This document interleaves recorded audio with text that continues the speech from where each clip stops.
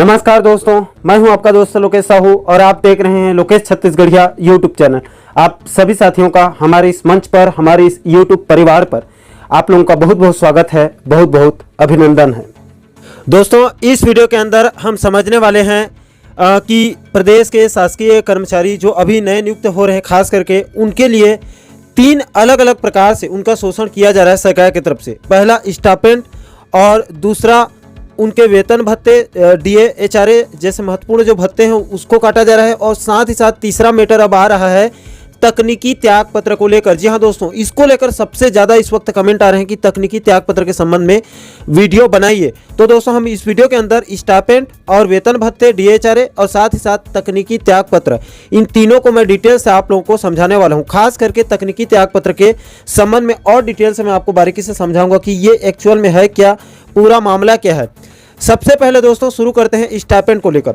तो ऐसा है कि छत्तीसगढ़ सरकार ने 2020 में कोरोना काल में एक नया नियम लागू किया और नए जो शासकीय कर्मचारी हैं जो अभी नए नियुक्त हो रहे हैं, और इस नियम को 2019 से लागू किया गया, तो 14,580 शिक्षक भर्ती में ये स्टाइपेंड नियम भी लागू हो गया। और इसमें साफ साफ कहा गया एक लाइन में कि पहली वर्ष में मात्र 70% वेतन का मिलेगा, दूसरे वर्ष में 80%, तीसरे वर्ष में 90% और चतुर्थ वर्ष से 100% शासकीय कर्मचारियों को वेतन मिलेगा। यानी कि शुरुआत के 3 साल जो पर्यवेक्षा अवधि, और इसमें साथ ही साथ पर्यवेक्षा अवधि को 2 साल से बढ़ा के 3 साल किया गया, तो उस 3 साल के पर्यवेक्षा अवधि में स्टाइपेंड को लागू कर दिया गया। और पर्यवेक्षा अवधि खत्म होने के बाद यानी चौथे वर्ष से 100% वेतन दिया जाएगा, जो कि अपने आप में बहुत ही गलत है दोस्तों, क्योंकि 30%, 20% और 10% काटा जा रहा है और इससे कई लाखों का प्रतिवर्ष नुकसान हो रहा है नए जो शासकीय कर्मचारी हैं। इसके लिए मैं आपको सबूत के तौर पर इस चार्ट को दिखा सकता हूं। इसमें आप देख सकते हैं।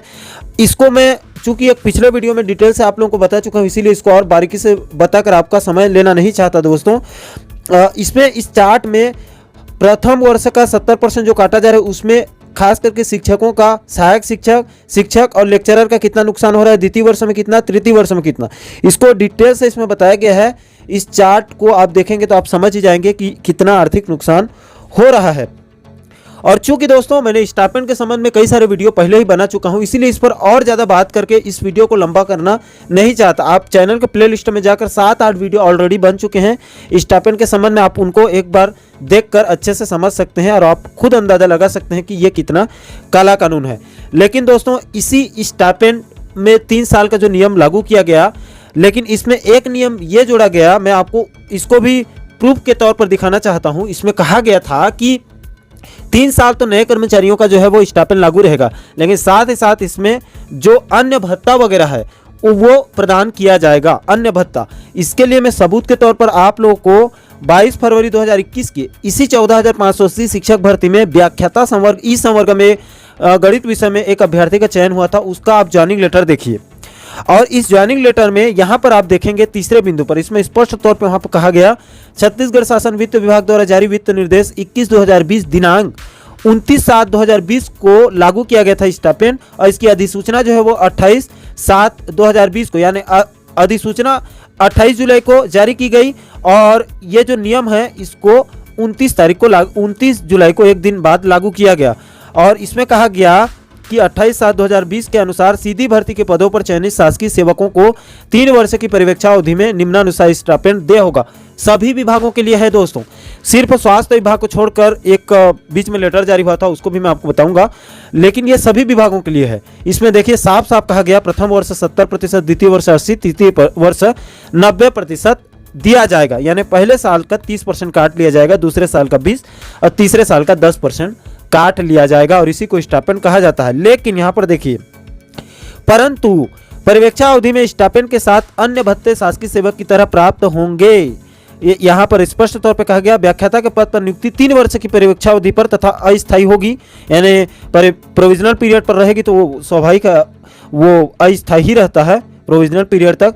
पर्यवेक्षा अवधि को सफलता पूर्वक पूर्ण न करने की दशा में उचित एवं पर्याप्त कारणों के आधार पर पर्यवेक्षा अवधि 1 साल तक और बढ़ाई जा सकती है। मान लो कोई अभ्यर्थी 3 साल के पर्यवेक्षा अवधि को पूरा नहीं कर पाता और बीच में उसका तबीयत वगैरह खराब हो जाता है, कुछ भी जो है वो अप्रिय घटना घटती है उसके साथ, तो 1 साल के और परिवीक्षा अवधि को बढ़ाया जा सकता है, यानी 3 साल को 4 साल विशेष परिस्थिति में किया जा सकता है। बाकी सामान्य परिस्थिति में ये 3 साल ही रहेगा। और इसमें साफ साफ कहा गया है कि परिवीक्षा अवधि में स्टाइपेंड तो लागू रहेगा, लेकिन उसके साथ ही साथ बाकी जो अन्य भत्ते हैं डीए, एचआरए वगैरह, वो शासकीय सेवक की तरह प्राप्त होंगे। लेकिन अभी लगातार कमेंट आ रहे हैं कि इनके स्टाइपेंड में जो 30, 20 और 10% काटा जा रहा है, उसी अनुक्रम में डीए, एचआरए वगैरह को भी काट दिया जा रहा है, यानी कि भत्तों को भी काटा जा रहा है। वेतन के साथ साथ मूल वेतन का तो काटा ही जा रहा है, साथ ही साथ भत्ते को भी काटा जा, तो ये दोहरी नुकसान इन लोगों को पड़ रहा है। और ये सभी विभागों के लिए स्टाइपेंड को नियम को लागू किया गया है दोस्तों। सिर्फ जो है वो स्वास्थ्य विभाग के एक आदेश जारी किया गया था, श्वेत पत्र, इसको देखेंगे तो इसमें कुछ डॉक्टरों के लिए 100% वेतन को लागू किया गया था, बीच में एक आदेश जारी करके इसमें स्पष्ट किया गया था। बाकी सभी विभागों के लिए, सभी विभाग के कर्मचारियों के लिए स्टाइपेंड लागू है। ये सिर्फ उन कुछ चंद जो मेडिकल ऑफिसर्स हैं उनके लिए इस 100% वेतन के लिए आदेश को जारी किया गया था। बाकी स्वास्थ्य विभाग में भी स्टाइपेंड अभी भी बरकरार है और इसको हटाने के लिए लगातार कवायद चल रही है। अब मैं आता हूं दोस्तों फटाफट इस वीडियो के तीसरे और महत्वपूर्ण टॉपिक तकनीकी त्यागपत्र को लेकर, जिस पे ज़्यादा मैं इसी पर ज़्यादा फोकस करने वाला हूं, क्योंकि स्टाइपेंड वगैरह के संबंध पहले ही आप लोगों को बता चुका हूं। तो इसके लिए मैं कुछ डाटा आपको दिखाना चाहता हूं। डाटा को दिखाऊं उससे पहले कुछ समझाना चाहता हूं। तो तकनीकी त्यागपत्र बेसिकली होता क्या है दोस्तों, ये ऐसा है, इसको सरल भाषा में आप समझिए। तकनीकी त्यागपत्र का मतलब होता है कि मान लो आप वर्ग 3 में हैं, मान लो आप वर्ग 3 में हैं, एक टीचर हैं, तो आप विभाग में हैं और आप वर्ग 2 में जाना चाहते हैं उसी विभाग में, या फिर और कोई अन्य विभाग में जाना चाहते हैं, इस बात को समझिए। और आप त्याग पत्र देकर फिर से आप परीक्षा वगैरह देकर आप दूसरे बड़े पद में जाते हैं, तो उसी को तकनीकी त्याग पत्र बोला जाता है। और इसमें जो है वो नियम यह है कि आपका जो पुराना वेतन तो आपको मिलेगा ही मिलेगा, लेकिन आप जब नए पद में जाएंगे तो वहां पर जो वेतन अभी इस वक्त दिया जा रहा है वो वेतन आपको मिलेगा, यानी कि आपके वेतन में बढ़ोतरी होके मिलेगा। इसीलिए जो है कर्मचारी छोटे पद पे जो काम कर रहे होते हैं निम्न पद में, वो त्याग पत्र देकर और तैयारी करके उच्च पद पे जाते हैं, क्योंकि उनको ज्यादा वेतन का लाभ मिलता है। अगर ज्यादा वेतन का लाभ नहीं मिलता दोस्तों, आप खुद सोचिए, तो कौन जो है वो इतना मेहनत करके और ऊपर जाएगा? कोई नहीं जाएगा। इसीलिए तकनीकी त्यागपत्र दिया जाता है और फिर से तैयारी करके सीधी भर्ती हो, चाहे आपको पदोन्नति वगैरह में हो, तो वहां पर उच्च पद पे जाते हैं और पुराने पद पे त्याग पत्र देते हैं, तो उसको तकनीकी त्याग पत्र माना जाता है। और नए पद पे जाते हैं तो उनको ज्यादा वेतन मिलता है, यह है।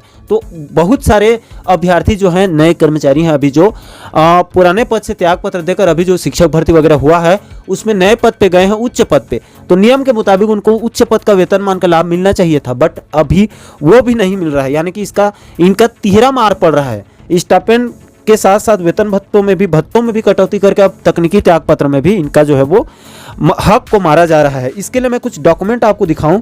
सबसे पहले आप देखिए दोस्तों, 31 मार्च 1980 के मध्य प्रदेश का एक आदेश को देखिए। सबसे पहले इस आदेश में क्या कहा गया था उसको मैं थोड़ा सा आपको बता दूं। मध्य प्रदेश शासन सामान्य प्रशासन विभाग भोपाल दिनांक 31 मार्च 2080 का, और उस समय हमारा छत्तीसगढ़ भी मध्य प्रदेश में आता था, अलग नहीं हुआ था, सन 2000 से अलग हुआ है, तो ये नियम उस वक्त भी लागू था छत्तीसगढ़ में। प्रति में देखिए, शासन के समस्त विभाग मध्य प्रदेश, राजस्व मंडल ग्वालियर, समस्त संभागीय आयुक्त, समस्त विभाग अध्यक्ष, समस्त कलेक्टर मध्य प्रदेश, यानी मध्य प्रदेश के, और छत्तीसगढ़ भी मान सकते हैं, मध्य प्रदेश छत्तीसगढ़ के सभी उच्च अधिकारियों के लिए इस निर्देश को जारी किया गया था। और इसमें कहा गया था, विषय में देखिए, मूलभूत नियम 22C के अंतर्गत वेतन निर्धारण मध्य प्रदेश लिखित सेवा की सामान्य शर्तें, नियम 1961 के नियम 8(6) के अंतर्गत पर्यवेक्षा पर नियुक्त व्यक्ति के पक्ष में प्रमाण पत्र के आधार पर स्थायी मानना, उसको स्थायी माना जाता है। इसमें देखिए क्या कहा गया है, मध्य प्रदेश सिविल सेवा की सामान्य शर्तें नियम 1961 के नियम 8 के उपनियम 6 के अनुसार पर्यवेक्षा पर नियुक्त शासकीय सेवक द्वारा सफलतापूर्वक पर्यवेक्षा पूर्ण करने पर तथा विहित विभागीय परीक्षा यदि कोई हो उत्तीर्ण कर लेने पर यदि स्थायी पद उपलब्ध हो तो स्थायी किया जाएगा, अन्यथा उस व्यक्ति के पक्ष में इस आशय का प्रमाण पत्र जारी किया जाएगा कि उसे स्थायी पद उपलब्ध नहीं होने के कारण स्थायी नहीं किया जा सकता, किंतु स्थायी पद उपलब्ध होते ही उसे स्थायी कर दिया जाएगा। यानी कि दोस्तों, मान लो कोई कर्मचारी पहले ही ऑलरेडी एक विभाग में कार्य कर रहा है और वो त्याग पत्र देकर और विभागीय परीक्षा में पास होकर उच्च पद पे जाता है, लेकिन उस पद के लिए जो है वो कहना चाहिए कि रेगुलर पद मान लो वो नहीं होता है, जिस पद पर वो जाता है स्थायी पद, तो उसको अस्थायी माना जाएगा उस समय तक। और जब स्थायी पद उनके लिए मिलेगा तो उसको स्थायी पद उपलब्ध होते ही उसे स्थायी उसको तुरंत कर दिया जाएगा, ये कहा गया है। शासन के समक्ष यह प्रश्न उपस्थित हुआ है कि जिस शासकीय सेवक के पक्ष में उपर्युक्त प्रकार प्रमाण पत्र जारी किया गया है, वह यदि किसी अन्य पद पर सीधी भर्ती के द्वारा नियुक्त किया जाए तो उसका मूलभूत नियम 22C के अंतर्गत वेतन निर्धारण करने के लिए क्या उसे स्थायी माना जाएगा अथवा नहीं, ये राज्य शासन के जिसको संज्ञान में लिया गया है, कहा गया है। आगे देखिए, इस संबंध में शासन द्वारा यह स्पष्ट किया जाता है कि यदि किसी ऐसे शासकीय सेवक को जिसके पक्ष में मध्य प्रदेश सिविल सेवा की सामान्य शर्तें नियम 1961 के नियम 8 के उप नियम 6 के अनुसार इस आशय का प्रमाण पत्र जारी किया गया है कि उसे स्थायी पद उपलब्ध होते ही स्थायी कर दिया जाएगा, तो किसी अन्य पद पर सीधी भर्ती के द्वारा नियुक्त किए जाने पर उसे मूलभूत नियम 22C के अंतर्गत वेतन निर्धारण के लिए स्थायी शासकीय सेवक माना जाएगा।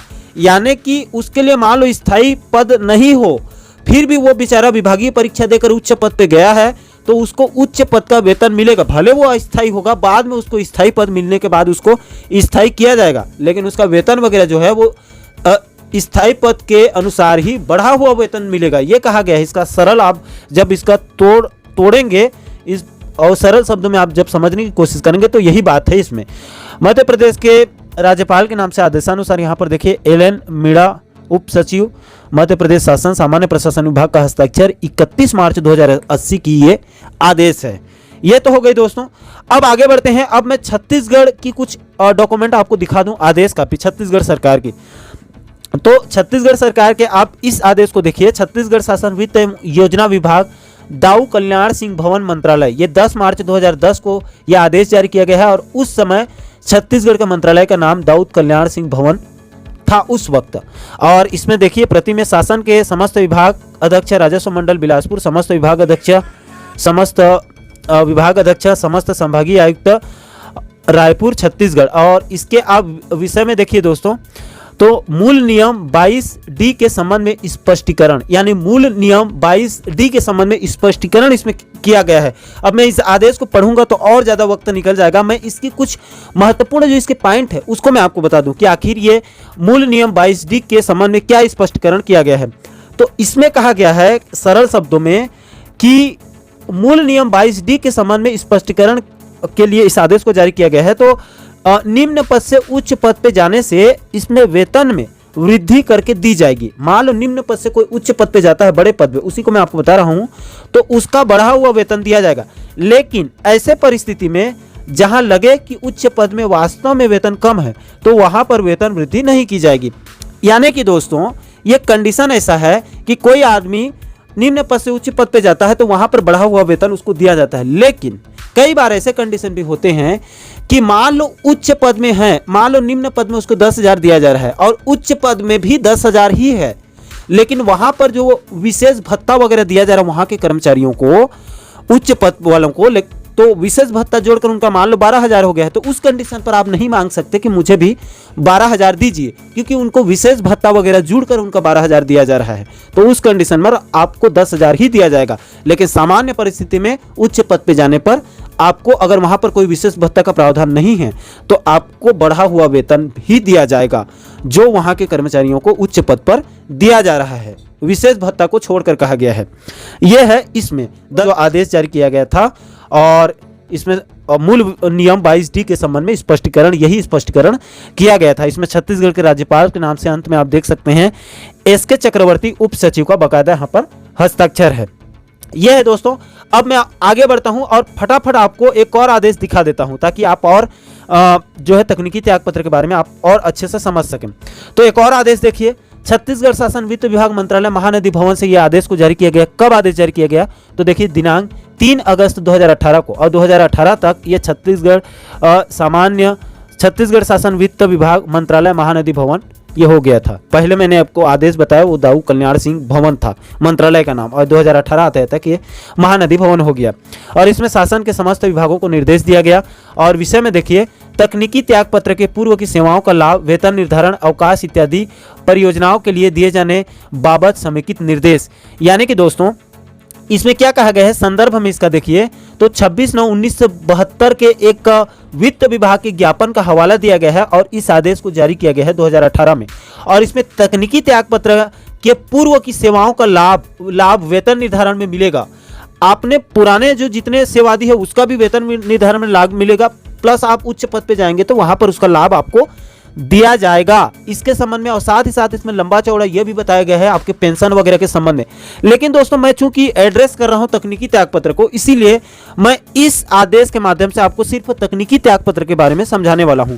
अगर आपके तरफ से और ज्यादा कमेंट आते हैं कि सर जी इसमें आप देख सकते हैं आदेश में, इसमें अवकाश अग्रेषण के संबंध में भी बताया गया है, वेतन संरक्षण के संबंध में भी बताया गया है, इसमें सामान्य भविष्य निधि के संबंध में भी बताया गया है, तकनीकी त्यागपत्र देने पर उसका क्या क्या होगा, साथ ही साथ पेंशन की पात्रता के संबंध में बताया गया है। इसके अलावा नवीन अंशदायी पेंशन योजना के संबंध में बताया गया है, साथ ही साथ सेवा पुस्तिका यानी कि सर्विस बुक के संबंध में भी डिटेल से इसमें बताया गया है। लेकिन मैं सबको एकदम बारीकी से समझाऊंगा दोस्तों, तो वीडियो 2-3 घंटे का लंबा हो जाएगा। इसीलिए मैं चूंकि तकनीकी त्यागपत्र को एड्रेस कर रहा हूं, इसीलिए मैं इसमें तकनीकी त्यागपत्र को ही डिटेल्स आपको समझाने वाला हूं। अगर आपके बहुत ज्यादा कमेंट आए तो मैं इस आदेश को एक सेपरेट वीडियो में और इस आदेश को ही पार्टिकुलर आपको समझाऊंगा डिटेल से, इसका शुरू से लेकर आखिरी तक। इसमें पेंशन वगैरह के बारे में भी बताया गया, उसको भी मैं अवकाश के संबंध में सबको डिटेल से आपको अगले वीडियो में बता सकता हूं। लेकिन आपके तरफ से अगर ज्यादा कमेंट आए तो, लेकिन इस वीडियो में दोस्तों मैं सिर्फ तकनीकी त्यागपत्र को एड्रेस कर रहा हूं, इसलिए तकनीकी त्यागपत्र को ही इसमें बताने वाला हूं। इसमें देखिए क्या कहा गया है। वित्त विभाग के संदर्भित ज्ञापन द्वारा तकनीकी त्यागपत्र के मामले में वेतन निर्धारण एवं अवकाश परियोजना हेतु पूर्व सेवा के गणना में शामिल करने के संबंध में निर्देश जारी किए गए हैं। विभिन्न विभागों से तकनीकी त्यागपत्र के मामले में परामर्श एवं मार्गदर्शन के प्रस्ताव वित्त विभाग को प्राप्त होते हैं। अतः तकनीकी त्यागपत्र के प्रकरणों के निराकरण के संबंध में संदर्भित ज्ञापन को अधिक्रमित करते हुए निम्नानुसार पुनरीक्षित निर्देश जारी किए जा रहे हैं। इसमें जो है पुराने नियमों का निर्देशों का हवाला दिया गया है और नया संशोधित निर्देश पुनरीक्षित निर्देश जारी किया गया है इसमें। अब देखिए तकनीकी त्यागपत्र के संबंध में क्या कहा गया है। तो देखिए पहला पॉइंट में इसमें कहा गया है कि राज्य शासन के अधीन ऐसे शासकीय सेवक जो कि अपने ही विभाग अथवा अन्य विभाग में, राज्य शासन के अधीन जो विभाग हैं, केंद्र का नहीं, राज्य शासन के, किसी पद के लिए उचित माध्यम से आवेदन पत्र देते हैं और उनका चयन आवेदित पद पर हो जाता है, किंतु प्रशासनिक कारणों से उन्हें अपने पूर्व पद से त्याग पत्र देना आवश्यक है, तभी तो वो उच्च पद पे जाएंगे। अब एक आदमी 2 पद में कैसे रह सकता है? तो ऐसा त्याग पत्र एक तकनीकी औपचारिक होगी और इसे तकनीकी त्याग पत्र माना जाएगा। यानी कि दोस्तों इसी को मैंने शुरू में आपको बताया डिटेल से कि मान लो आप वर्ग 3 में हैं और वर्ग 2 में जा रहे हैं उसी विभाग में, या फिर और कोई अन्य विभाग में जा रहे हैं, लेकिन वो राज्य सरकार के अधीन होना चाहिए, वो विभाग केंद्र का नहीं, राज्य के अधीन है, तो वहां पर आप अगर त्याग पत्र देंगे, पूरा तो आप नहीं छोड़ रहे हैं नौकरी को, आप नए पद पे जा रहे हैं, तो उसको तकनीकी त्याग पत्र माना जाएगा। लेकिन त्याग पत्र के अन्य प्रकरणों में जहां सक्षम प्राधिकारी द्वारा शासकीय सेवा का आवेदन पत्र उचित माध्यम से अग्रेसित करने की अनुमति नहीं दी गई है, ऐसा त्याग पत्र तकनीकी त्याग पत्र नहीं माना जाएगा। यानी कि आप तकनीकी त्याग पत्र देने से पहले आप जो उच्च अधिकारी से आप परमिशन मांगेंगे, तो उनका परमिशन होना जरूरी है। अधिकारी का कहा गया है, प्राधिकारी द्वारा उसका जो है वो अग्रेसित करना जरूरी है और उनका अनुमति देना जरूरी है। अगर उनका अनुमति नहीं है तो उसको तकनीकी त्यागपत्र नहीं माना जाएगा। आप रिजाइन कर देंगे, आप बोलेंगे कि मैं तकनीकी त्यागपत्र दे दिया, ऐसा नहीं दोस्तों। आप रिजाइन किए हैं तो उन अधिकारियों का आपके ऊपर जो बड़े अफसर हैं जिनके नियंत्रण में हैं आप, उनका बाकायदा उसमें अनुमति होना चाहिए, उनका हस्ताक्षर वगैरह होना चाहिए, उनका अनुमति, तब उसको तकनीकी त्यागपत्र माना जाएगा। यह है कंडीशन। आगे आप और देखिए दूसरे बिंदु पर क्या कहा गया है। तो तदर्थ पद या संविदा पद से त्याग पत्र के मामले में भी त्याग पत्र को तकनीकी त्याग पत्र माना नहीं जाएगा। इस कंडीशन में भी तकनीकी संविदा पद से आप त्याग पत्र देकर उच्च पद पे जाएंगे तो उसको तकनीकी त्याग पत्र नहीं माना जाएगा। दोस्तों शासकीय सेवा में ऑलरेडी आप पहले से हैं और उसको त्याग पत्र देकर फिर से आप कोई उसी विभाग में या फिर अन्य विभाग में बड़े पद पे जा रहे हैं तो उसको तकनीकी त्याग पत्र माना जाएगा। आप संविदा में है, डेली बिजनेस में है, वहां से आप रिजाइन देके नए पद में जाएंगे, ज्वाइनिंग लेंगे और आप बोलेंगे कि संविदा का भी हमें लाभ दिया जाए, तो ऐसा उसको नहीं माना जाएगा। शासकीय सेवा होना चाहिए दोनों कंडीशन पर। आप जहां हैं वो शासकीय होना चाहिए और जहां छोड़कर जा रहे हैं उच्च पद पे वो भी शासकीय ही होना चाहिए और राज्य सरकार के अधीन होना चाहिए वो विभाग। तीसरे बिंदु पर कहा गया है ऐसे शासकीय सेवक जिसकी नियुक्ति किसी ऐसे पद पर हुई हो जिसके लिए वर्तमान शासकीय सेवा में आने के पूर्व आवेदन दिए जाने के कारण वह उचित माध्यम से अग्रेसित नहीं हुआ था तथा उक्त पद पर कार्य ग्रहण करने हेतु वर्तमान से त्यागपत्र दिया गया हो तो ऐसे त्यागपत्र को भी निम्न शर्तों के अधीन तकनीकी त्यागपत्र माना जाएगा। अब दोस्तों कौन कौन से कंडीशन पर तकनीकी त्यागपत्र माना जाएगा, ऊपर तो मैंने बताया एक दो कंडीशन की, उस पर तकनीकी त्यागपत्र नहीं माना जाएगा, लेकिन कौन कौन से कंडीशन पर अब तकनीकी त्यागपत्र माना जाएगा उसको भी आप फटाफट देख लीजिए। तो इसमें पहले बिंदु पर बताया गया है कि त्यागपत्र स्वीकार करने हेतु सक्षम प्राधिकारी द्वारा यह सुनिश्चित किया जाएगा कि शासकीय सेवक द्वारा उल्लेखित पद हेतु आवेदन प्रस्तुत करते समय यदि कर्मचारी शासकीय सेवा में रहा होता तो उसका आवेदन पर उचित माध्यम से अग्रेसित किया जाता, यानी कि इसको सक्षम प्राधिकारी द्वारा जो है वो सुनिश्चित पहले कर लिया जाएगा, और अगर वो संतुष्ट होते हैं तो उस कंडीशन पर उस कर्मचारी का तकनीकी त्यागपत्र माना जाएगा। दूसरे कंडीशन पर शासकीय सेवक द्वारा नियुक्ति के तत्काल बाद ऐसे आवेदन की लिखित जानकारी दी गई हो, यानी कि दूसरे कंडीशन पर शासकीय सेवक द्वारा नियुक्ति के तुरंत बाद, उसका नियुक्ति हुआ था उसके तुरंत बाद ऐसे आवेदन की लिखित जानकारी दी गई हो, नियुक्ति हुआ उसके बाद तुरंत उन्होंने जानकारी दी तो उसको आप तकनीकी त्यागपत्र मान सकते हैं। उसके लिए वो आवेदन लिखित में आवेदन दिया है, उसकी जानकारी दी है, तो उस कंडीशन पर वो भी तकनीकी त्यागपत्र होगा, यानी कि शासन को उन्होंने पहले ही सूचना दे दी थी, तुरंत दे दी थी। तीसरे बिंदु पर और अंतिम बिंदु पर शासकीय सेवक द्वारा त्यागपत्र में विशिष्ट रूप से यह उल्लेख किया गया हो कि वह किसी अन्य ऐसे शासकीय सेवा में पद ग्रहण करने हेतु त्यागपत्र दे रहा है जिस पद के लिए शासकीय सेवा में नियुक्त होने के पूर्व ही आवेदन दिया गया था। यानी कि दोस्तों इसमें कहा गया है कि शासकीय सेवक द्वारा त्यागपत्र में विशिष्ट रूप से उसका उल्लेख करना चाहिए, जो उन्होंने त्यागपत्र दिया है उसमें इस बात का उल्लेख किया गया हो कि किसी ऐसे शासकीय सेवा में पद ग्रहण करने हेतु त्यागपत्र दे रहा है जिस पद के लिए शासकीय सेवा में नियुक्ति होने के पूर्व ही उन्होंने आवेदन दिया था, यानी कि इसके लिए भी उन्होंने पहले ही आवेदन दे दिया था, सूचना दे दी थी, जानकारी। तो इन कंडीशन पर तकनीकी त्यागपत्र माना जाएगा और उच्च पद वेतन का उनको लाभ दिया जाएगा। यह है दोस्तों तकनीकी त्यागपत्र के संबंध में डिटेल से जानकारी।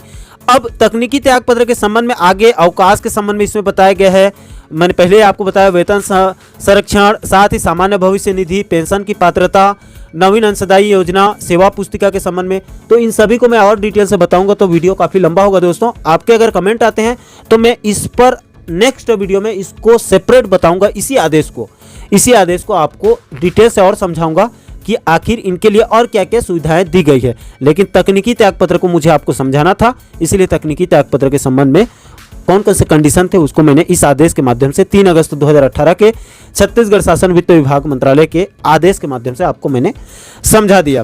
तो यह है दोस्तों स्टाइपेंड और साथ ही साथ आपके DHRA यानी कि वेतन भत्ते और तकनीकी त्यागपत्र, इन तीनों में सरकार की तरफ से अभी जो नए कर्मचारी, जो नए शिक्षक नियुक्त हो रहे हैं उनका काटा जा रहा है, यानी कि तिहरी मार पड़ रही है सरकार की तरफ से। उनका एक तो स्टाइपेंड को काट लिया जा रहा है, स्टाइपेंड में 3 साल का वेतन, और उनके लिए जो वेतन भत्ते जो होते हैं शासकीय सेवक की तरह पर्यवेक्षावधि में, उसको भी नहीं दिया जा रहा है, उसमें भी 70, 80, 90% काटा जा रहा है DHRA में। और साथ ही साथ तकनीकी त्यागपत्र का भी लाभ जो है वो सही ढंग से उनको नहीं मिल रहा है, तो उनके साथ सरकार जो है वो 3 प्रकार से अन्याय कर रही है।